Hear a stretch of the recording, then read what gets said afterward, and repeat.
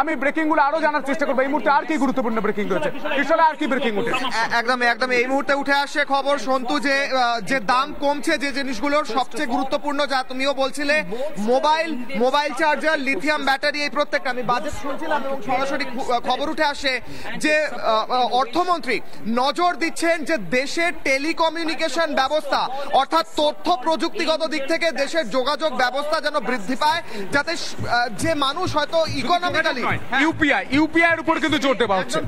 ই কমার্সের ক্ষেত্রে টিডিএস কমলো, অর্থাৎ অনলাইন শপিং, অনলাইন কেনাকাটির ক্ষেত্রে কিন্তু দাম কমবে জিনিসের, টিডিএস কম দিতে হবে। তারই সঙ্গে সঙ্গে mobile charger, lithium battery, laptop, বিভিন্ন প্রোডাক্টের ক্ষেত্রেও দাম কমবে, অর্থাৎ যে মানুষ হয়তো আর্থিকভাবে অতটা সচ্ছল নয় তারাও কিন্তু এখন অ্যাফোর্ড করতে পারবে। কিন্তু কিশোরা, এই ই কমার্স বাড়ার জন্য সাধারণ মানুষের কি সুবিধা হবে? যে সাধারণ মানুষটা বাড়িতে টেরাকোটা শিল্পী, যিনি মাটির জিনিস বানান, তিনি ই কমার্সে বিক্রি করতে পারবেন, যিনি কাগজের ফুল বানান, অনির্বাণ যেমনটা বলছিল, তিনি বিক্রি করতে পারবেন, যিনি কৃষিকাজ করেন তার সবজিও কিন্তু ই কমার্সে বিক্রি হচ্ছে। আমাদের মনে রাখতে হবে মাত্র কয়েক মিনিটের মধ্যেই সেই সবজি বাড়িতে পৌঁছে দেবে এমন গ্যারেন্টি দিয়ে একটি ই কমার্স সংস্থা সেই সবজিগুলোও কিন্তু বিক্রি করছে। লঙ্কা থেকে, কাঁচা লঙ্কা থেকে শুরু করে, বেগুন থেকে শুরু করে পটল কয়েক মিনিটের মধ্যে বাড়িতে। এবং তারই সঙ্গে সঙ্গে এন্টারপ্রেনিয়রশিপ অর্থাৎ ছোট ব্যবসার ক্ষেত্রে এই মুহূর্তে বিগ ব্রেকিং উঠে আসছে যে government propose to reduce or abolish Angel tax, অর্থাৎ ছোট এন্টারপ্রেনিয়রশিপের ক্ষেত্রে, ছোট ব্যবসার ক্ষেত্রে এঞ্জেল ট্যাক্স দেওয়া হতো, সেই ট্যাক্স অ্যাবলিশ করে দেওয়া হলো, সরিয়ে দেওয়া হলো। অর্থাৎ ছোট ব্যবসার ক্ষেত্রে অত্যন্ত গুরুত্বপূর্ণ, এই মুহূর্তে ছোট ব্যবসার বুস্টের ক্ষেত্রে অত্যন্ত গুরুত্বপূর্ণ, তাদের এই এঞ্জেল ট্যাক্স আর দিতে হবে না সন্তু। অর্থাৎ তাদের ক্ষেত্রে তাদের অনেকটা আর্থিক সচ্ছলতা বৃদ্ধি পাবে, কারণ এই ট্যাক্সটা বেশ খানিকটা অংশ তাদের দিতে হতো। এবং বিভিন্ন ক্ষেত্রে কিন্তু ট্যাক্স সেটা রিল্যাক্সেশন দেওয়া হচ্ছে, বিভিন্ন ক্ষেত্রে ট্যাক্স বাড়ানো হচ্ছে। অর্থাৎ যে মোবাইল বিদেশে তৈরি হবে সেই মোবাইল সরাসরি যদি এখানে কিনতে হয় তাহলে তার ক্ষেত্রে ট্যাক্স বেশি, কিন্তু যে মোবাইল এখানে ইনস্টল করা হবে, এখানে বিভিন্ন স্পেয়ার পার্টস নিয়ে এসে এখানে তৈরি করা হবে, সেখানে কিন্তু ট্যাক্স কম। অর্থাৎ সরাসরি বলা হচ্ছে যে ভাই আমার দেশে জমি রয়েছে, এসে কারখানা করুন, এখানে শিল্পায়ন করুন এবং কর্মসংস্থানের জন্য। বলছো তো, এই দেখো আরো একটা ব্রেকিং উঠে আসে। নির্মলা সীতারামন বলছেন I propose to reduce corporate tax on foreign companies from 40 to 30%। 10% foreign কোম্পানির ক্ষেত্রে কর্পোরেট ট্যাক্স কমে গেল, এফডিআই বাড়বে, ফরেন ডাইরেক্ট ইনভেস্টমেন্ট বাড়বে, চাকরি বাড়বে, বাইরে থেকে কোম্পানি আসবে, এখানে কারখানা হবে, এখানে চাকরি হবে, আউটসোর্স হবে সন্তু। একদমই তাই। এবং আমাদের এই মুহূর্তে আর বিজনেসে কি বিজনেসে কি ব্রেকিং আর উঠে আসছে সেটাও আমরা দেখানোর চেষ্টা করব। আমি যেমনটা বলছিলাম যে ইউপিআই থেকে শুরু করে ছোট ছোট বিষয়গুলোতেও কিন্তু খুব গুরুত্বপূর্ণভাবে নজর দেওয়া হয়েছে, এই মুহূর্তে রিফ্রেশ হচ্ছে কি ব্রেকিং উঠে আসছে কি শোনায়। ময়ূক রঞ্জন ঘোষ আমাদের সিনিয়র এডিটর রয়েছে। ময়ূক জানাচ্ছি তোমাদের এঞ্জেল ট্যাক্স অ্যাবলিশ করে দেওয়া হলো, এফডিআই বাড়বে না। তার থেকেও বড় কথা, ভারতীয় সংস্থা যারা এই মুহূর্তে স্টার্টআপের স্বপ্ন দেখে, এবং অনেকে আছে যারা এঞ্জেল ইনভেস্টর হয়। এঞ্জেল ইনভেস্টর মানে কি, আমি একটা স্টার্টআপ করব, তোমার সাথে স্টার্টআপ করব, কিন্তু তোমার কাছেও টাকা নেই, আমার কাছেও সে টাকা নেই, কিন্তু ও রেসিডেন্ট ইন্ডিয়ান, ও টাকাটা শুধু দিতে চায়, ও কোনো হেডেক দিতে চায় না। ও 100 টাকা আমাকে দিয়ে বললো ভাই 101 টাকা আমাকে ফেরত দেবে সন্তু এবং ময়ূক। 101 টাকা ফেরত দেওয়ার ক্ষেত্রে দাঁড়িয়ে একটা ট্যাক্সেশন দেওয়া হতো, সেই ট্যাক্সেশনটা উঠিয়ে দিল।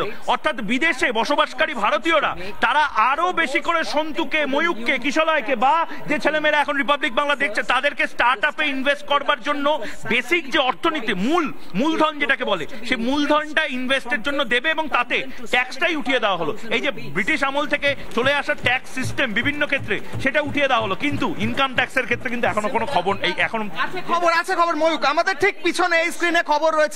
নির্মলা সীতারামন বলছেন নিউ পার্সোনাল ইনকাম ট্যাক্স রেজিমে এফোর্ট টু সিম্পলিফাই প্রসেস, অর্থাৎ গোটা পদ্ধতি সিম্পলিফাই করা হবে।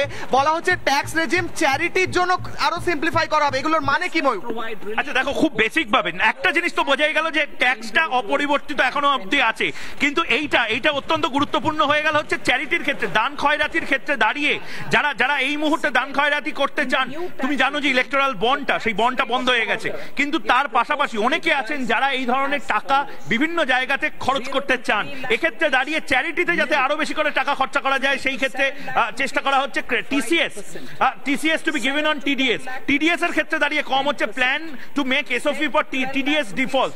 অর্থাৎ এতদিন ধরে টিডিএস না কাটানোর জন্য অনেকেই এখন অব্দি বড় সড়ো পেনাল্টি দিতে হতো, পেনাল্টিটার ক্ষেত্রে কম করা হচ্ছে, সিম্পলিফিকেশন অফ রি অ্যাসেসমেন্ট করা হচ্ছে, অনেকগুলো আপডেট হচ্ছে। আমি একবার একটা বড় আপডেট ময়ূক, deduction from salaried employees increase from 50,000 to 75,000 rupees personal income ট্যাক্সের ক্ষেত্রে।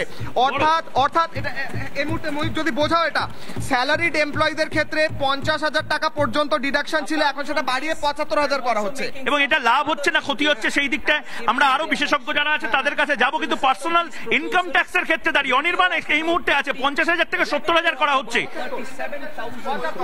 যেটা একেবারে আমাদের ওল্ড রেজিমে যেখানে 50,000 টাকা পর্যন্ত ছাড় পাওয়া যেত, স্ট্যান্ডার্ড ডিডাকশনটা সেটা 70,000 টাকা করা হলো। দ্বিতীয় আরেকটা ধাপও, না তা নয়, শুনতো একবারে স্ট্যান্ডার্ড ডিডাকশন ট্যাক্সেবল ইনকাম যেটা হলো তার থেকে সরাসরি 50,000 টাকা আয়করের আওতার বাইরে দিয়ে দেওয়া। সেই রকম ভাবে এটা ছিল 50,000 টাকা, সেটা হয়ে গেল 70,000 টাকা। অর্থাৎ তোমার যদি 70 না 75 বিষয় 75,000 টাকা, 75,000 টাকা। অর্থাৎ কিছু না, যদি কারো ট্যাক্সেবল ইনকাম ছিল এর আগে 4 লক্ষ টাকা, কথা বলছি 4 লক্ষ টাকা এর উপরে তাকে ইনকাম ট্যাক্স দিতে হতো, তিনি সরাসরি 50,000 টাকা ছাড় পেতেন, মানে দেখে 3.5 লক্ষ টাকার উপর কর দিতে হতো। এখন থেকে তিনি 3,30,000 টাকার উপর কর দেবেন, বা 3,25,000 টাকার উপর কর দেবেন। 75,000 টাকা যদি ডিডাকশন এই ক্ষেত্রে বলা যেতে পারে অর্থাৎ মধ্যবিত্তের উচ্চবিত্ত হাতে আরেকটু বাড়তি অর্থ জমা হবে, আরেকটু বাড়তি অর্থ জমা হবে, তাকে কর বাবদ টাকাটা দিতে হবে। তার মানে বলছো যে মধ্যবিত্ত, নিম্নবিত্ত, উচ্চবিত্ত প্রত্যেকটা সেক্টরের দিকে নজর দিয়ে বানানো হচ্ছে। একেবারে নিম্নবিত্তদের জন্য এতক্ষণ পর্যন্ত ঘোষণা আমরা শুনেছি। মধ্যবিত্ত এবং উচ্চবিত্ত যারা ট্যাক্স দেন একেবারে কি ব্রেকিং উঠেছে কি দেখো, দুটো অ্যানাউন্সমেন্ট।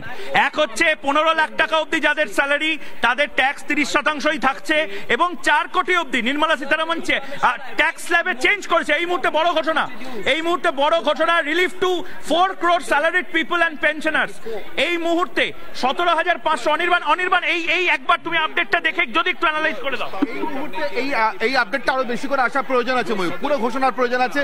আপাতত স্ট্যান্ডার্ড ডিডাকশনটা যেটা আয়করযোগ্য আয়ের উপরে 50,000 টাকা ছিল, সেই স্ট্যান্ডার্ড ডিডাকশনটা 75,000 টাকা। অর্থাৎ যদি 4 লক্ষ টাকা আয়করযোগ্য আয়কর ছিল, 4 লক্ষ টাকার উপর আয়কর দিতে হতো, তিনি এর আগে 3.5 লক্ষ টাকার উপর আয়কর দিতেন, কিন্তু এখন থেকে 3,25,000 টাকার উপর আয়কর দেবেন। আরো একটা লাইন পাচ্ছি Anirban, salaried employee stands to save up to 17,500 rupees in income tax. একজন স্যালারিড এমপ্লয়ির ক্ষেত্রে 17,500 টাকা পর্যন্ত ইনকাম ট্যাক্স এই বাজেটের পরে সেভ হবে। অর্থাৎ সারা বছরে তিনি যে কর দিয়ে থাকেন তাতে 17,500 টাকা পর্যন্ত তার কর বাঁচবে, দিতে হবে না। অর্থাৎ এই টাকাটা সরকার তাকে ছাড়ছে, ট্যাক্সের স্ল্যাবের পরিবর্তন ঘটিয়ে অথবা স্ট্যান্ডার্ড ডিডাকশনসের পরিবর্তন ঘটিয়ে। আপাতত এটা এখনো স্পষ্ট নয়, সেটা কিন্তু পুরো ঘোষণার জন্য অপেক্ষা করতে হবে। সেটা এখনো স্পষ্ট নয়, স্ল্যাবটা এখনো স্পষ্ট নয়, তার জন্য আমাদের অপেক্ষা করতে হবে। কিশোরে আমরা দেখতে পাচ্ছি যারা চাকুরিজীবী, যারা ব্যবসা করে খেতে চান, যারা ছোট শিল্পী, যারা বাড়িতে কোনো কিছু জিনিস বানান, যারা চাষ করেন, যারা কৃষি কাজ করেন, যারা বাইরের রাজ্যে কাজ করতে চান, প্রত্যেকের কথা ভাবা।